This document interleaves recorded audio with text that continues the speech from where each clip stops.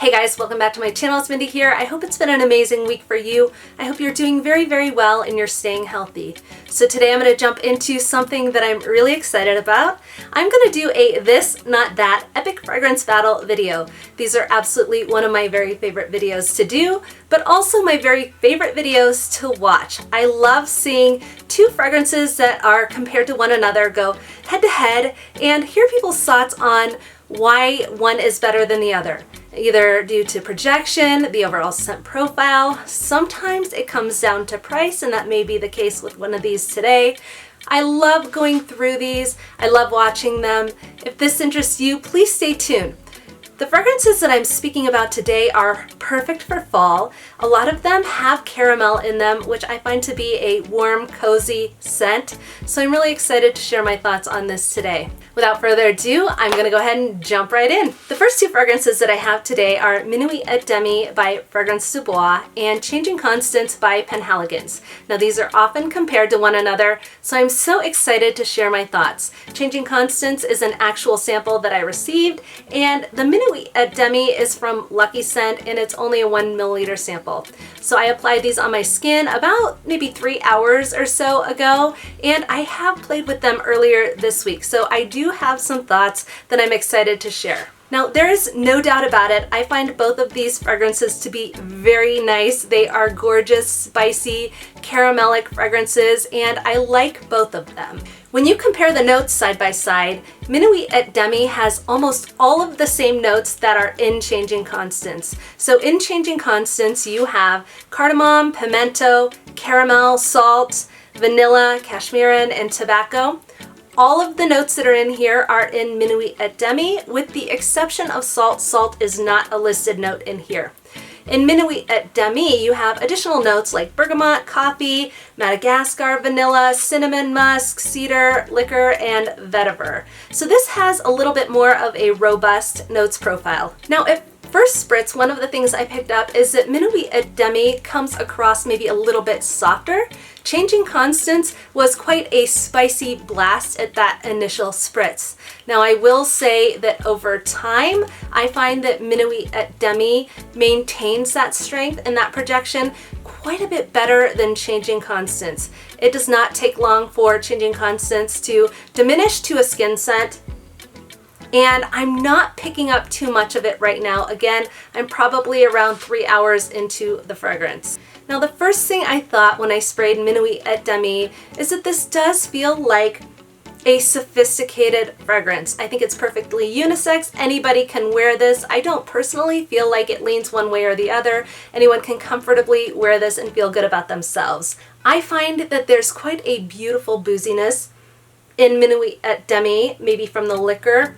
I really enjoy the way the gourmand notes are done here, so the caramel, the vanilla, and the coffee, and I feel like it's just enough to be a warm, delicious gourmand, but you also have a little bit of the spiciness in here as well, from the pimento, from the cinnamon and cardamom, and I really do find that the spice in this fragrance is on point. And lastly, I feel like anyone who doesn't like tobacco in their fragrances won't be bothered here. It is kind of in the background, it's lingering, but it's enough for me to really enjoy it.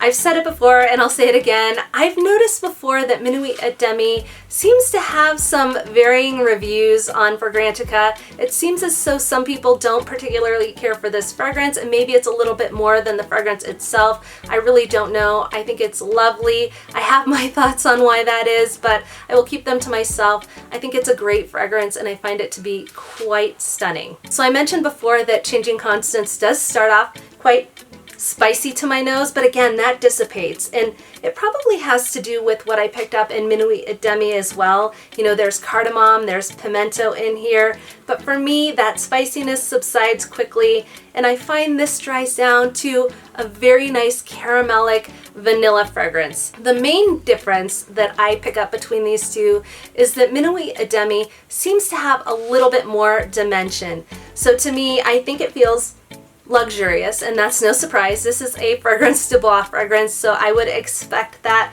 from a fragrance at that price point, but I feel like it has a little bit more smokiness to it, maybe coming from that tobacco that is present to me while it's not overpowering. I also feel like it leans more gourmand.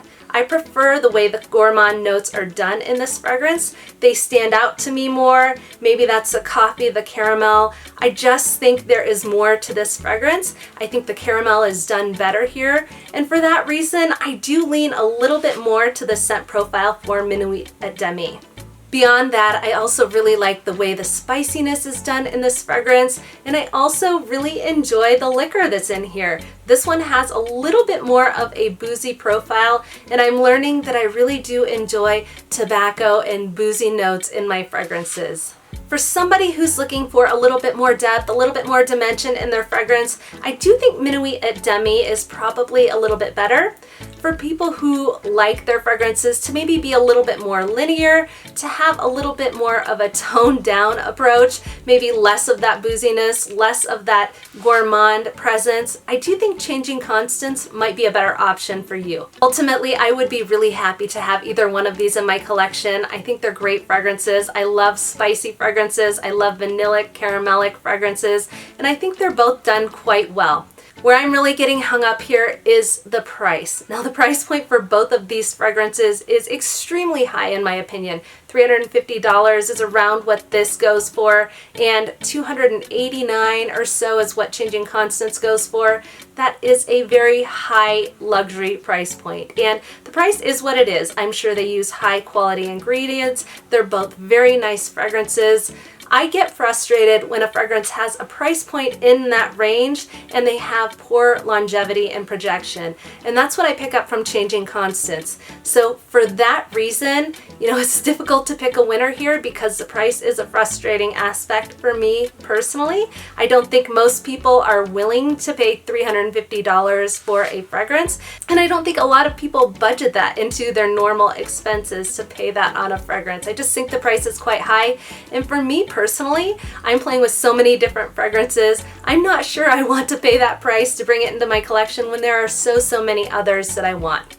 So for this epic fragrance showdown, for this battle, I am going to have to name Minuit at Demi the winner. This is a great perfume. It's one I'd love to have, and honestly, this is probably a little bit inflammatory for me to say. I kind of do wish a dupe or a clone house would come out with a clone of this fragrance because I do think it is quite nice and make it affordable for everyone who wants to enjoy this scent profile. I say that's inflammatory because I don't always think it's fair to the creators of a fragrance to go and do that and copy what they've done. But at the same time, I think it's nice to have healthy competition in the marketplace. So one more thing I wanted to say about Changing Constance, and I'm really interested to see what other people think about this, is that I've worn it twice this week now, and I picked up on this twice. I don't know if my nose is broken, so bear with me in this statement, but I sort of feel like it smells like something else in my collection after it dries down, kind of that deep dry down after 3 hours or so when it does tone down to more of a skin scent. I feel like it smells a little bit like Vanilla Bourbon by Mix Bar. Now, it is not the same in any way, shape, or form, but it dries down to almost a boozy, vanillic fragrance. Again, the presence is very soft, and for me, for my nose, I feel like I'm picking up a lot of similarities of Changing Constance and Vanilla Bourbon. So take that as you will. I probably will not be bringing Changing Constance into my collection at that price point. I was certain I wanted to blind buy it. I had no doubt it would work for me because of the comparisons to Minuit at Demi, but ultimately, I'm gonna land on Minuit at Demi being the winner for this epic fragrance showdown for the reasons that I shared before. Okay, the next fragrances that I have to talk about in this epic fragrance showdown is Coffee Break by Replica and R.E.M by Ariana Grande. Now, initially when I saw that people compared these to one another, I didn't really think they smelled that similar until I pulled them out and had them on side by side. Side by side, there are quite a few similarities between these two fragrances. They both have a lavender presence, and they both have kind of a lactonic feel and a little bit of spiciness that really draws you in. I think these are both great fragrances, so I'm excited to share my thoughts on who wins this round of epic fragrance battle. Now, as I shared before, one of the things that stands out the most between these two fragrances is that they do have a little bit of an aromatic quality. They have that lavender note in them, which can really be comforting and soothing in fragrance. They also have a little bit of a spicy feel to them, although they are quite different notes. One of the only notes that these two share is lavender, so again, that's why I thought they would be dramatically different, but they are more similar than I had thought. Another thing that I think is quite similar between these two fragrances is that lactonic feel that they have. Now, Coffee Break is lactonic because of the milk that is in the fragrance, but for R.E.M, I think that lactonic quality comes from the fig that's in here, and fig can have a little bit of a lactonic feel to it even though it is a fruit. And there's also sandalwood in here, which tends to have a little bit of a creamy quality as well. I've mentioned before that I absolutely adore Coffee Break, and one of my biggest regrets when I bought this fragrance was not buying a full bottle. Once I got used to the scent, you can see I used it quite a bit, I really enjoyed this fragrance. I guess it might be a blessing in disguise that I didn't buy a full bottle of this one because I'm not wearing it very much. I am not wearing this all that much, not because it's a bad fragrance at all, because I'm glad I'm rediscovering it now. It's actually very gorgeous. I'm not wearing it much because I'm playing with so many different perfumes, and it doesn't occur to me to reach into my smaller mini bottles as much. So I need to make a concerted effort to wear this one a little bit more often. Now, one thing I picked up as I wore these side by side, I never really felt like Coffee Break had a strong coffee presence to it. When I first played with it, it didn't feel like it was overly gourmand to me, though I did really love the fragrance. As you compare it side by side to Ariana Grande, you can absolutely pull out more of that coffee that is in this fragrance. It's not here, and you definitely notice it here. It's also a smooth fragrance. It's creamy, it's lactonic, as I mentioned, and overall just a beautiful scent. Longevity on this one isn't stellar, so I do a midday spray, and maybe why I've used so much of it in the time that I have had it. But again, I find this to be a lovely scent. Okay, so how do these two fragrances differ from one another? With Ariana Grande R.E.M, I don't pick up any sort of coffee, and there's no coffee in here, so no surprise there. But it has the zephyr in here, which is a little bit of a sweet note, and the caramel. So that's where they really deviate is, with Coffee Break, you get more of that coffee in there, of course, and with this fragrance, you get more of those sweet gourmand notes. And so this one packs a little bit more of a punch to me. This one also has fig, as I suggested before, and it is surprisingly lactonic to me because of that fig note. Another thing that this one has in it, I don't feel like it's overly fruity, but it does have a quince note. I'm not picking up the quince specifically here, but thinking back to another fragrance that has quince, specifically Passé Soie by BDK, I love the fruitiness in that fragrance. Not picking it up discreetly here, but my guess is that I do enjoy that note and it blends in here perfectly. I find both of these to be amazing fragrances. They're calming, they're comforting, they're sweet, they're sort of soothing because of that lavender note. And so side by side, it was really fun comparing the two to each other. They don't smell identical on any level, but certainly you can pick up on similarities between the two. The winner of this fragrance showdown is R.E.M. This one just packs a little bit more of a punch than Coffee Break. The longevity isn't great in this fragrance, which does bum me out a little bit. I would say for somebody who loves coffee in their fragrances, you probably want to try this one before you move forward with a full bottle of this one. But I also think the price point might be a little bit lower on this one, and it really is a quite nice fragrance. I'm happy to have both, and at some point in time you may see me move to a full bottle of this one. Love both of these fragrances, but I had to name a winner, and in this case it is R.E.M. by Ariana Grande. Okay, the last fragrance that I'm going to talk about today is Lira by Zerjoff, and I'm going to compare it to the Dua brand dupe, or clone, whatever you want to call it. So this is a very popular fragrance in the fragrance community. People love this one. It is by the house of Zerjoff. It's on the Casamarati line, and it is quite expensive. It's another one of those fragrances that is in the $200 to $300 price range, so you have to be convinced that you want this one if you're going to move forward with a full bottle. Now, me personally, I find this fragrance to be very, very nice. I've had this sample for quite some time. I've gone back to it a couple times. I've compared it to El de Lolita by Lolita Lempicka because they have some similarities. I think it's a very pretty fragrance.